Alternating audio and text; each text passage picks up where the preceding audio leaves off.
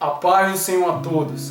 Bem, meus amados, nesse nosso primeiro vídeo do ano, nós daremos continuidade ao estudo da graça. Se ela seria irresistível ou de forma imposta, ou se ela seria resistível, no caso, recebida livremente.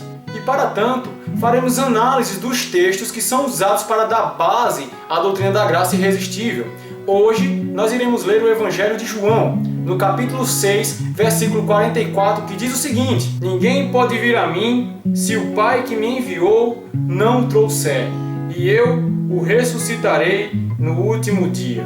Primeiramente, trataremos da questão linguística do texto. Bem, para alguns estudiosos do calvinismo, assim como Sproul ou Piper, esse texto mostra claramente a visão monergista, uma vez que para eles o sentido do termo trouxer só significa compelir ou arrastar. Mas em uma obra não publicada por nome As Atrações de Deus, o teólogo e pastor Steve Witsky, ele mostra claramente que esse pensamento está equivocado, porque ele mostra vários léxicos do grego, inclusive o Kíteos, que é para muitos uma autoridade no grego neotestamentário, em que ele afirma que a palavra não necessariamente significa sempre compelir, mas que significa sim atrair ou trazer simplesmente. Ora, se o pensamento de Sproul estiver realmente correto e o termo só significar compelir ou arrastar, nós vamos entrar em dois pequenos problemas.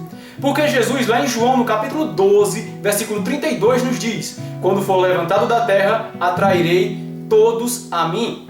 O primeiro é que se eu admitir que o verbo atrair significa apenas compelir ou arrastar, eu vou estar explicando o universalismo. Como o universalismo não se encaixa, eu vou entrar no segundo problema, porque eu vou ter que admitir que todos que serão atraídos por Cristo não serão todos, mas todos os eleitos. E isto não é, de forma alguma, um pensamento exegético sadio. Uma vez que vimos o contexto linguístico, mesmo que rapidamente, passemos então para o contexto do texto lido. Bem, Cristo estava em um debate com os judeus que diziam ter um conhecimento de Deus e uma posição íntima com Deus. Com isso, eles queriam desmerecer completamente a Jesus Cristo. Porque quando eles alegavam que tinham conhecimento íntimo com o Pai, eles queriam simplesmente separar, mesmo que implicitamente, Jesus de Deus, afirmando a Deus ao mesmo tempo que rejeitavam a Cristo. E agindo dessa forma, eles podiam supostamente alegar: nós conhecemos a Deus intimamente, mas você nos é totalmente estranho. Temos um bom relacionamento com Deus, mas o rejeitamos completamente. A resposta de Jesus àqueles homens atinge diretamente a autoridade dos mesmos e vai direto na presunção deles em que eles conheciam a Deus.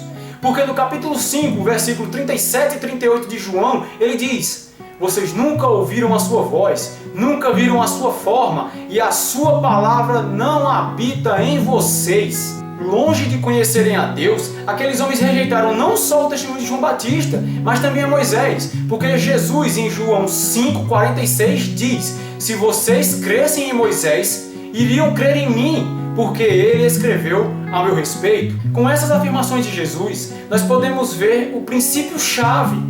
A rejeição das primeiras ofertas de salvação da parte de Deus irão, por fim, bloquear completamente a proposta final. Em outras palavras, nós não temos como rejeitar ativamente a Deus e ao mesmo tempo receber a Cristo. A rejeição de um implica necessariamente na rejeição do outro, uma vez que os dois são um.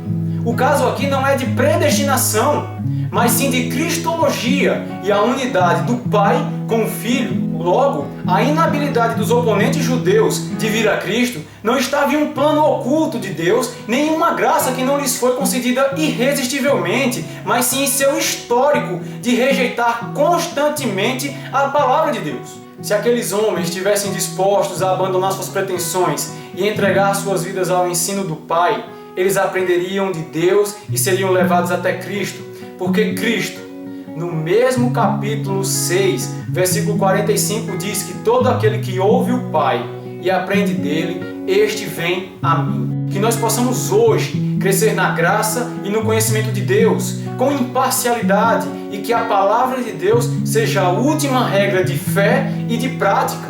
Então, meus amados, até o próximo Minuto Teológico. Fiquem com Deus.